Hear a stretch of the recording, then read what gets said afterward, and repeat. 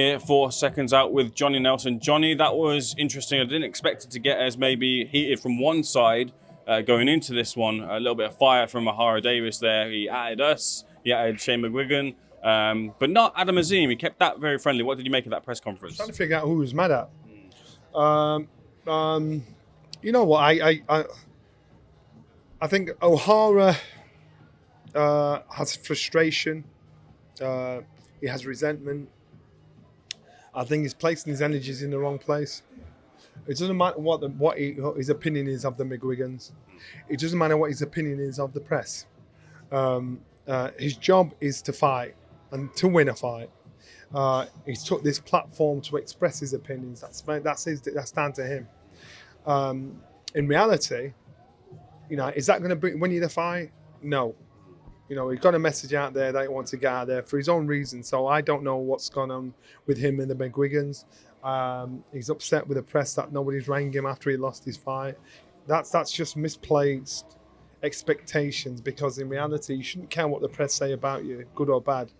Because if they determine your fortune emotionally, then that's you're going in the wrong direction. And we were always told as a fighter, if the press say anything good or bad about you, don't take it to heart, because they don't know you personally. And so if he was expecting all the press to ring up and say, "Are you all right after your loss? Are you all right, mate?" And he's upset because he didn't. You've just got it wrong, man. You've got your heart in the wrong place. You shouldn't give them the power. That power, you shouldn't put your heart in their hands. So you can be pissed off with them, but do what Ben Whittaker does. Talk to them with contempt. Talk to them so they write about you. Talk to them so they want to try and catch you out. Talk to them so they come and buy a ticket to watch you fight, to watch you lose. But either way, they're buying a ticket and they're talking about you. If you're trying to ostracize them, to blame you, what if the press gave him exactly what he wanted and didn't talk about him whatsoever? He's got to be smart in what he's doing. Because if he's not talking about you whatsoever, O'Hara Davis in a year's time, he'll be like, "I'm not heard from him." Because the press have decided that we ain't talking about you. So I understand what he's trying to do, but he's just, someone needs to put a hand on his shoulder and say, "Yo, listen, you're thinking about it. You've got this upside down." How did you feel Adam handled the situation? Oh my goodness. I just looked at him, I thought, this boy's turned into a man. He was respectful, he was calm, he was measured. He said, "Look, me and you in for business, man. That's my team.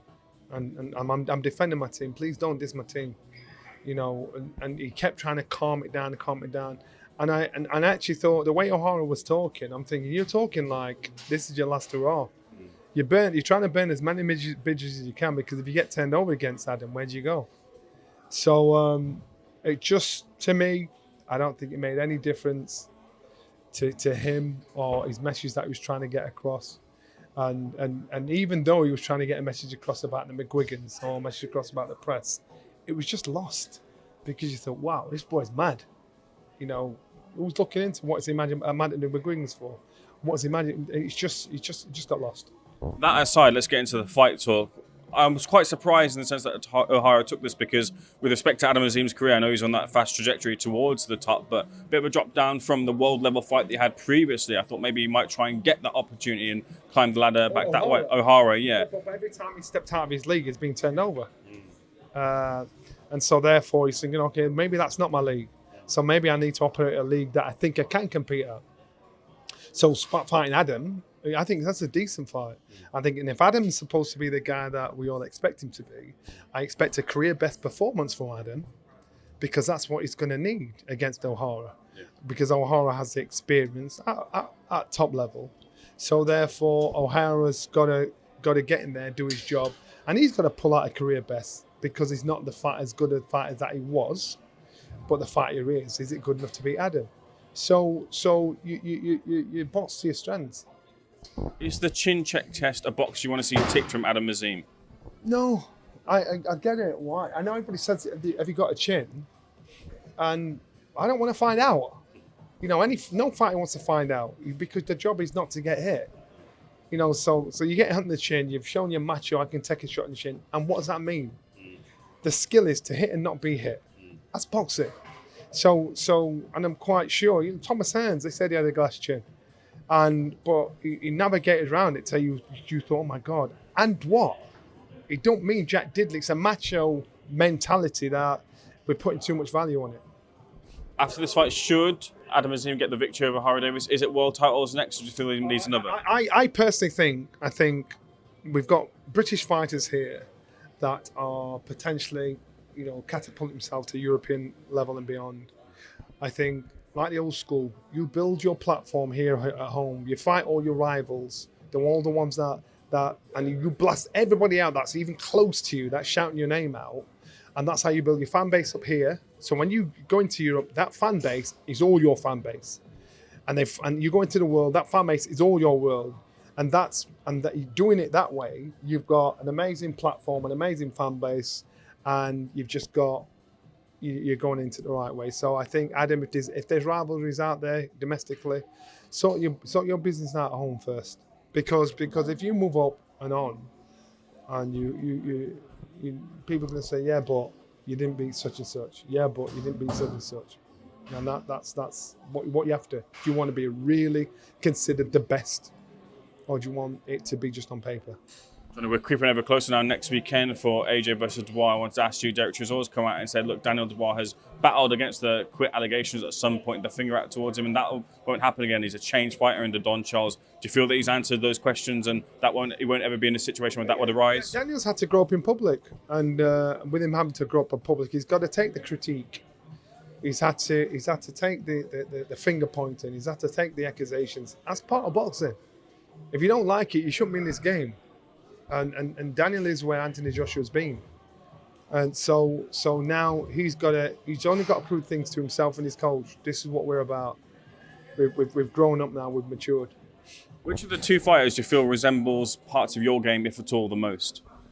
What do you mean? Which one do you see some of yourself in either of them? Do you feel that either of them have a similar sort of game to you at all? I'm not sure I understand the question, but if I translate it right, how the careers are going, I had to go through ups and downs in my career and take criticism and be strong enough to ignore it. Because if you take too much criticism, you start to believe yourself. And Daniel's had to do it, AJ's had to do it.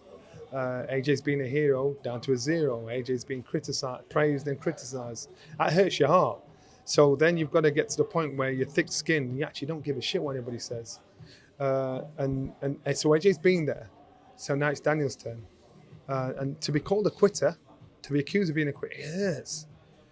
So you've got to be thick-skinned to actually be able to ignore it. You've got to go through the mill. You've got to go through that journey to actually say, all right, then I'm here now. I get that. Give me your pick of who has the best or the beating of the other in each of these attributes. Okay. So who would you have for power over the other? Anthony Joshua for power. Jab, they both got unbelievable jabs. I think Anthony Joshua has the better jab. Anthony Joshua's speed is better. Daniel Dubois' fight up close and personal. I don't know, because we've seen Anthony Joshua. When Anthony Joshua wants to get stuck in, you think, shit, man. So all the question marks are over Daniel Dubois. What can he do? What can't he do? We know what that Anthony Joshua can do. So the questions are Daniel Dubois. What can he do? What is he capable of doing? What happens if X, Y, Z happens? My advice is don't box Anthony Joshua long, because you get hit far too often. And you can't afford anybody that hits like Anthony Joshua to set you up, because Anthony Joshua's fast. He's got a fast right hand, and it just hooks in like a fishing hook, takes you out. So Dubois has to get up close to him, get inside his personal space, and make him uncomfortable, make him have a fight, and drag him into that kind of war. That's what he needs to do. Because if you stand off Anthony Joshua, he is going to knock you out. I sort of against. Remember? Oh, we'll go back. Don Charles. He didn't knock Don Charles. Charles Martin. He didn't knock Charles Martin down. He knocked him off his feet. Look at Ngannou. Ngannou's a big unit, and regardless of his pedigree in Audi in the boxing world, he knocked him off his feet. Didn't push him, knocked him. That shows power. That shows absolute power. So you cannot afford to get hit like that from somebody like Anthony Joshua. Who's the better defense? Anthony Joshua. Are people kind of making too much of Dubois' fight against Hrgovic, saying he took so many right hands and he's got a leaky defense? Is that a bit over-egged? No, not at all. I said you can't fight like that against Anthony Joshua.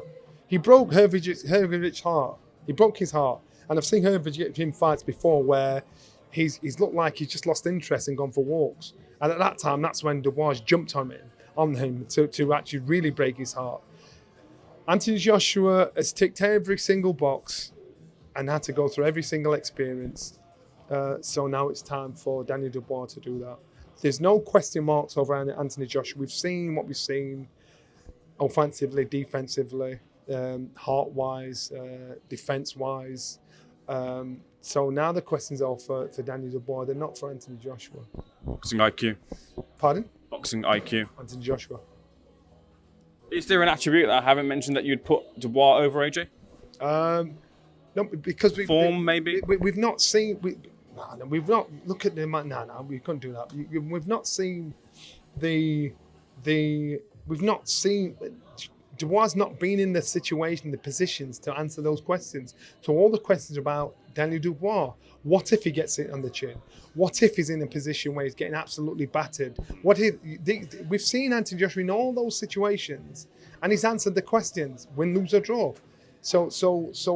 These questions are for Daniel Dubois.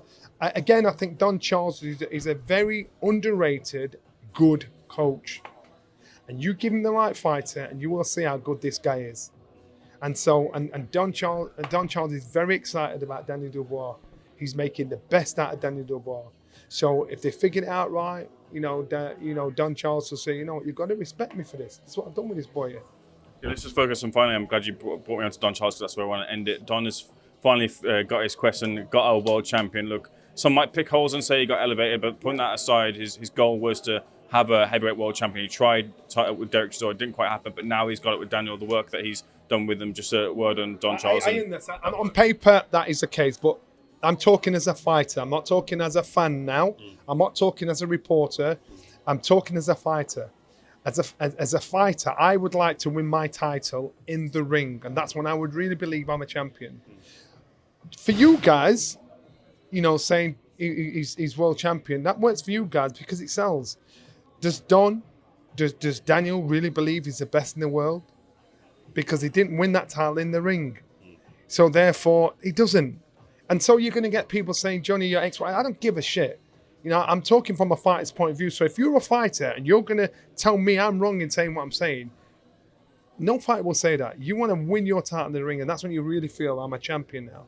So if Daniel Dubois fights Anthony Joshua and beats Anthony Joshua, then Don and Daniel Dubois think, you know what, we've just beat a former 2-time heavyweight world champion, Anthony Joshua. Now we've arrived.